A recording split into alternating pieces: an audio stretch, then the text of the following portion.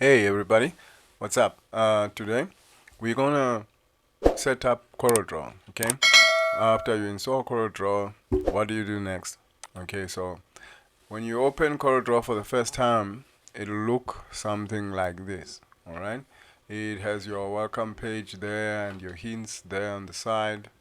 Um, we'll just close the welcome screen for now. Okay, you click on the X there to close it, and then we can minimize the hints to the side, and then we have a page looking like this. Okay, so the first thing I usually do is customize my CorelDRAW so that it looks and it works the way I like to work. Okay, so I would like you to follow me and try to do the same settings on your computer so that when as we go on with the tutorials, whatever results I get, they're the same on your side. So this tutorial is very important.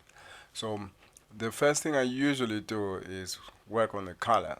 Okay, if we go to this thing that looks like a gear here, we have these options. We want to customize, go to customization. Okay, customization, we change the color to black. Okay, ooh, that feels so much better already. All right, so the next thing is we're done here. We say okay, and then our color palette here, it's in CMYK. I usually don't like CMYK. I don't deal with CMYK, but first thing, let's start with creating a new page. Okay, so new page, yours will show a dialog here. I've already turn that off. So at the corner at the bottom of the dialog, that'll ask you what size do you want the page to be and the layout. You can go ahead and select A3, because I'm using an A3 size portrait, and then you can turn that off. All right, because I hardly ever need that, but if you like to have that for you as an option, it's all right, you can keep it. Okay, so for me, I like to just dig right in.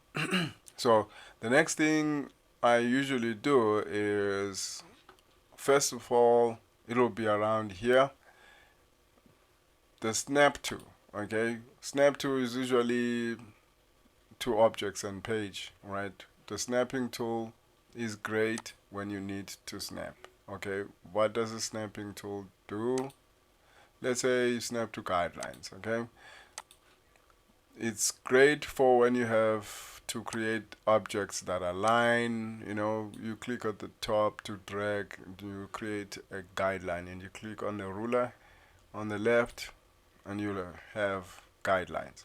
These guidelines are awesome, by the way, but they're great for snapping to objects, to guidelines. It's great when you want to create the shape, say, and you want it to align perfectly every time, save time.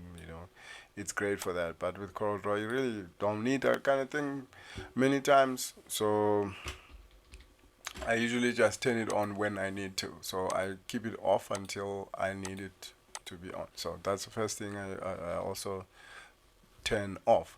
The other thing is my nudge tool. See, there's a nudge tool here. Let's say you have a shape and it's black, and you need to move this shape using your arrows on your keypad. So you can see the distance at which they move. If I wanted to move faster, I just change this here to around, say, 5, for instance. Then when I use the same arrow keys, see, it moves faster. But because I use it for accuracy, so I keep it at 0 here, at 0.1. Okay, 0.1, which is the lowest you can go, so that when I move it, it's accurate. Okay, so the next thing I normally do is around here. Okay, this is your duplication tool. When I press Control D, it will duplicate exactly on top of the other one, all right, which is how I prefer it. But sometimes it's great for design as well. Let's say this distance here, it will show here, right? If I copy this distance, copy, and then click outside, and then come here, and then Control V to paste it, okay, on the y-axis. Now when I Control D, it'll go up, you see, and again and again and again. So it's a great thing. Undo, Control Z. Also, so I can actually play around with it and make it 42 here, maybe 45, right? And then add a minus sign here at the beginning, so minus 45. And then what happens then when I click on Control D? Look at what happens. See, creates a nice. All right, so you can do that either way. You can do it on the y-axis, you can do it on the x-axis as well, but 0 is where I like it to be, so we're gonna put it at 0 right now. We'll change it as we continue with our tutorials. For now, that's those two, and then we get even deeper. We go to tools. Tools, we go to options. Options, we go to Corel Draw. Okay. There we go to general. General, we look on Corel Draw Startup. What do you want to see? It's by default set to welcome screen. Now, that's cool if you like the welcome screen. For me, I don't want it there, so I remove that there. Okay. Then we go to edit. Okay. Edit looks cool. Power clip. Power clipping is something we'll talk about as time goes. It's usually by default set to when content is completely outside the frame. That's not what I like to have, so let's put it under. Let's check never there, and everything should be fine. Snapping we've already dealt with, we've already turned it off, okay? And then we go to save. Corel Draw will save a backup every now and then, okay? So when you save, Corel Draw creates a backup file, which is great. It has saved me many times. So you keep that there, it's fine. But now there's auto backup, which is every 20 minutes it will automatically back your work up, which can slow my computer down, which I don't really need, so I usually just uncheck that. And then we move on to pen settings. No, not pen settings. Those settings are cool for now, here at this window, so we can close this one. The next one is your zoom tool, right? My zoom. Let's see. We go to tools again. We go to. Supposed to go to.